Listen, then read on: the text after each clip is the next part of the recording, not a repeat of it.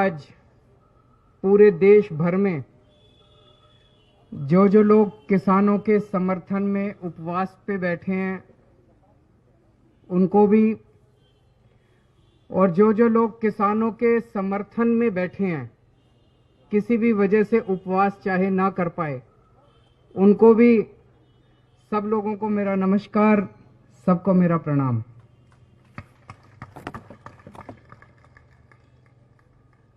दोस्तों, आज देश संकट में है क्योंकि किसान संकट में है। किसी भी देश को किसान और जवान किसी भी देश की नींव होते हैं, उस देश की फाउंडेशन होते हैं। और अगर किसान और जवान संकट में हो तो वो देश आगे कैसे तरक्की कर सकता है, वो देश खुशहाल कैसे हो सकता है। आज हमारे देश का किसान संकट में है।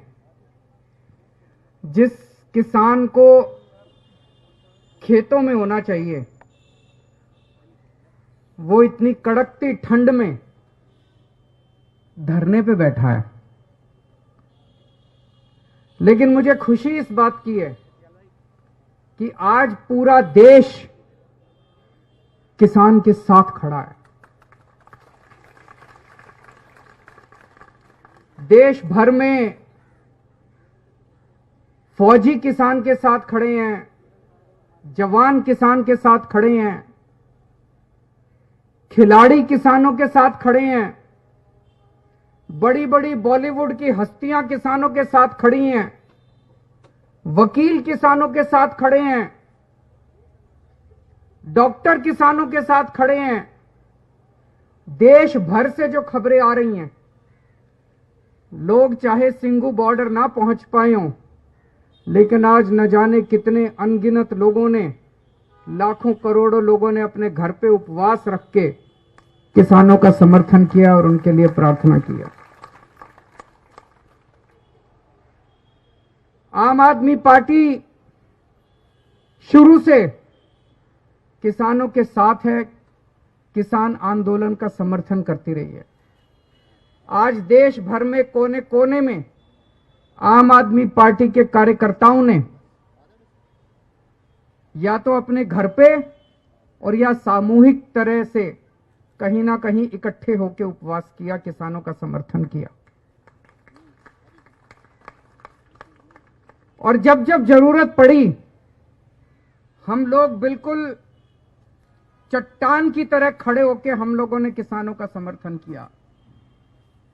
जैसा भी बताया गया कि जब किसान आंसू गैस के गोले झेलते हुए, लाठियां खाते हुए, वाटर कैनन झेलते हुए बड़े बड़े स्टेडियम में इन लोगों को डाल देंगे, बाहर से ताला लगा देंगे। हमारे कई एमएलए को मैं जानता हूं, हमारे कई नेताओं को मैं जानता हूं। मैंने उनको कह दिया था कोई टोपी पहन के नहीं जाना, कोई झंडा डंडा लेके नहीं जाना, आम आदमी पार्टी का जिक्र नहीं करना। देश बचेगा तो आम आदमी पार्टी बचेगी, किसान बचेगा तो आम आदमी पार्टी बचेगी। आप में से बहुत सारे लोग रात दिन वहां पे सेवा में लगे हुए हैं।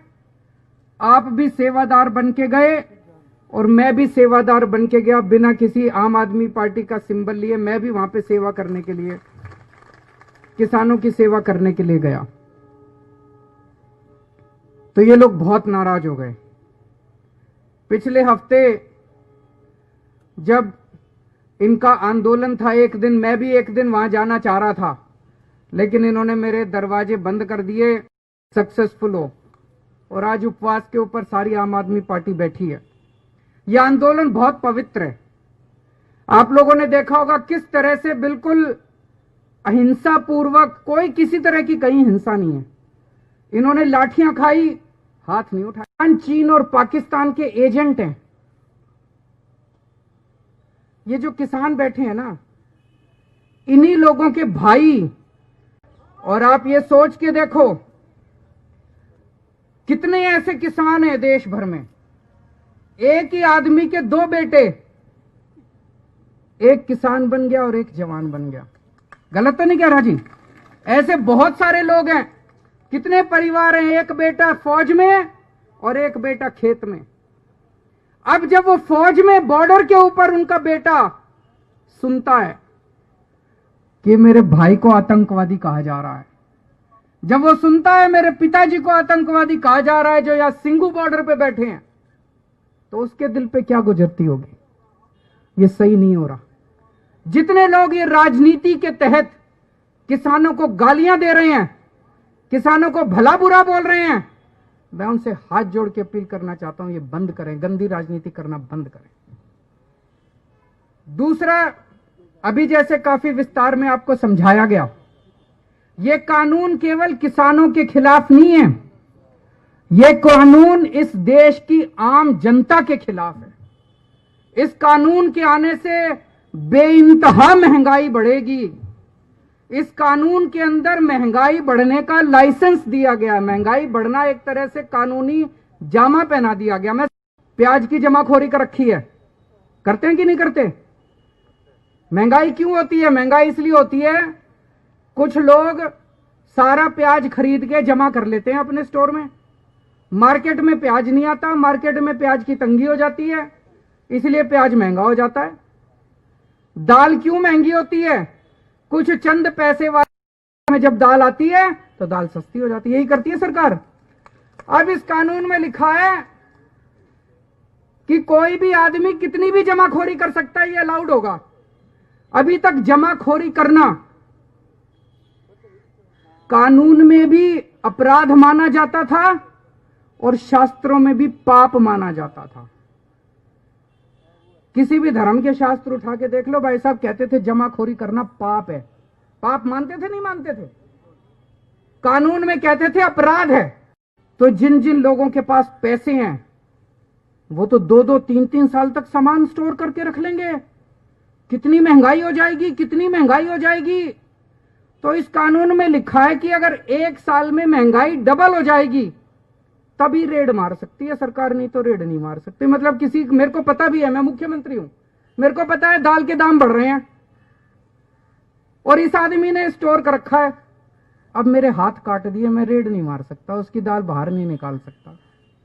उसमें लिखा है कि ₹80 किलो और अगली साल 100, तो 4 साल के अंदर गेहूं 16 गुना महंगी हो जाएगी।